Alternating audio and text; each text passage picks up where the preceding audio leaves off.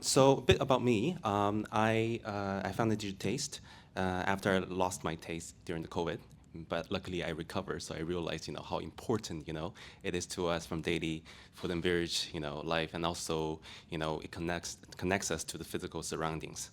And then most importantly, I am a big foodie. I'm a big wine lover. So I want to do a quick poll here. How many people are wine lover in this room? Okay. All right. But okay, then another question. So how many people doesn't have challenge of picking wine in their daily life? No? Not much? Okay, so maybe I'm the only one, but then yeah. So we started the business from from the wine industry. So the personal challenge that I have from picking my favorite wine is that what people recommend to me doesn't necessarily what I like. When they recommend me a really good bottle, my friends says they love it, and when I tested, I was like, maybe it's not the bottle for me. Then we came to realize that, it is nothing wrong that you don't like a certain bottle. It's just, everyone's taste is very unique. Okay? So the fundamental problem is that one flavor doesn't fit all. Huh? In Huayu, we said like 众口难调, right? So you have your own unique taste fingerprint that defined by your personal life experience and then by the culture, also by your physical aspect, including your guts microbiome, your taste receptors, and then also the taste buds, things like that. And their study shows there are around 30% perception differences around taste. And what does it mean? If you put it into visual, it's almost like the red color that you see is the pink color that I see. That's how much difference we are among each other. Okay, so just to make sure that we're on the same page in terms of taste perception. So the taste is not only just the taste out of the five senses. When you taste something, actually, very much coming from the smell. Yeah, you can do one experiment at home without parent supervision. So you can try to close your nose and taste something, either coffee, wine, or food, and you realize that lose most of the taste. So most of the perception, around 70%, is coming from the smell. And then the rest of 30% is more coming from the taste and texture, mouthfeel. So the formal, the aroma perception is more coming from your association. You smell something and you kind of relate it to your life experience, while the latter, the taste and texture, is more from the biological setting. It's more from your factory setup, things like that. Okay, so then how do you figure out your taste fingerprint? We asked ourselves, we've done many practices and then we failed, like many times. Then we came to a solution that actually the most efficient, the most direct way is to ask the person who is experiencing that. So we developed different surveys.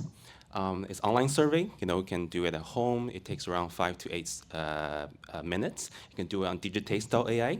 Then it can form you a two version of your taste fingerprint. The version from the left is a more scientific, accurate version from aroma, liking from different group, also to your taste in the format of a radar chart, and also the quadrants of your mouthfeel, defined by two properties from soft to hard and from plastic to brittle. And on the right, which most of our user, our community loved, is that we have a version of the indicator. It's a bit similar to the MBTI, yeah? Because we have the right one, the version of the taste fingerprint, because first when we brought the left one to the market, people are like, oh, what is it about, If those who doesn't have much of the, expertise, or those who doesn't work in the industry may not know what this chart's actually talking about. So we made it a bit more user-centric and communication-friendly version on the right to, for people to describe their taste, to share their taste, just like in the past, people describing their taste with MBTI profile or blood test, the blood types and the zodiac, things like that. So if we come back to the question of how personal preference and cultural preference would foster the adoption of novel food, It's really coming from, like geography, historical influence, and social ritual significance, where the former one is more like, if you're born in some region, you eat whatever is available in the region, right? And the later one, for example, the trade, huh?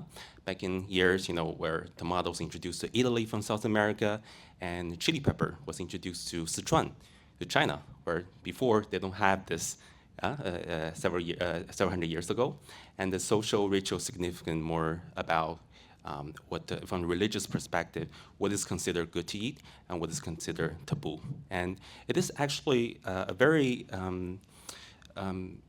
let's say, interdependencies, of personal preference and cultural preference, since you are defined, you're more defined by your culture, culinary culture, and your influence, your culinary culture collectively in your group.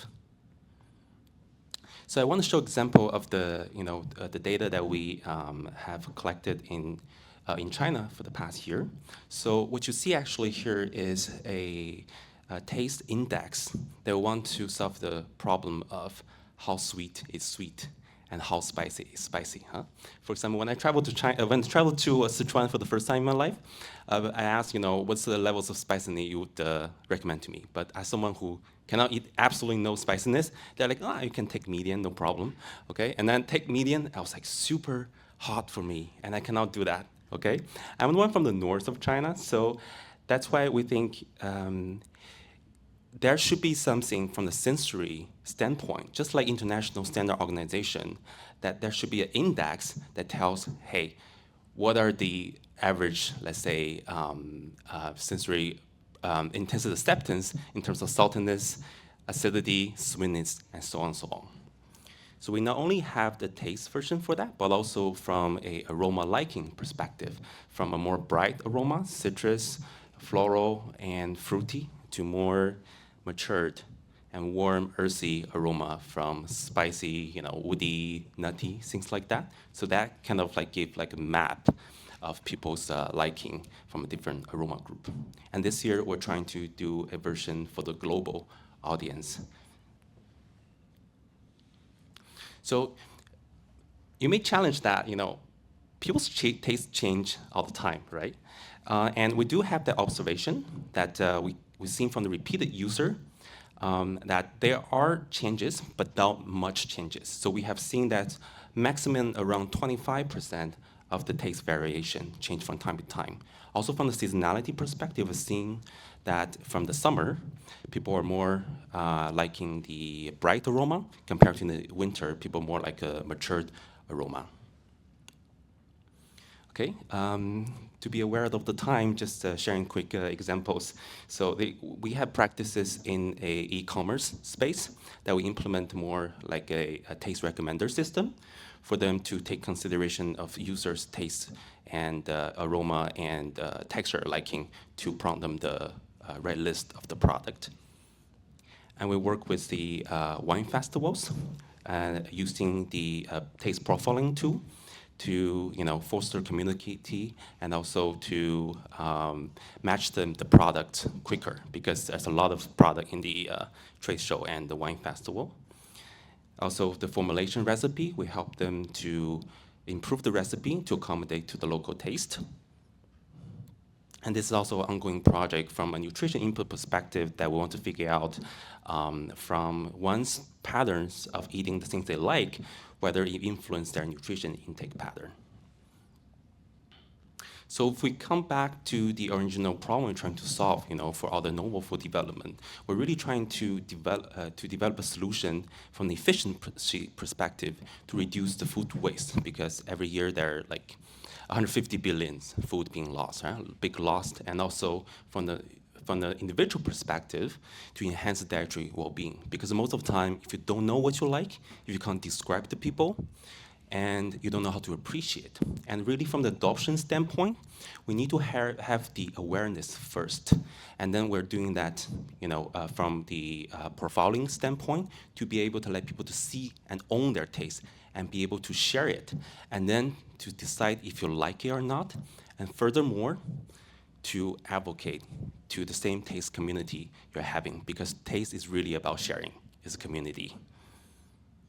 So the future that we really want to see is that among all the different, diversity of taste and flavors, we can have a network of, taste groups and to develop flavors that is more delicious to us. Yeah, because for us it's really like everyone's taste is so different, and I keep asking, friends and people, let's not pretend, if we like something, like how that used to be, just you really to acknowledge your unique taste, because taste is as unique actually as yourself. So that's 2 cents of my sharing today.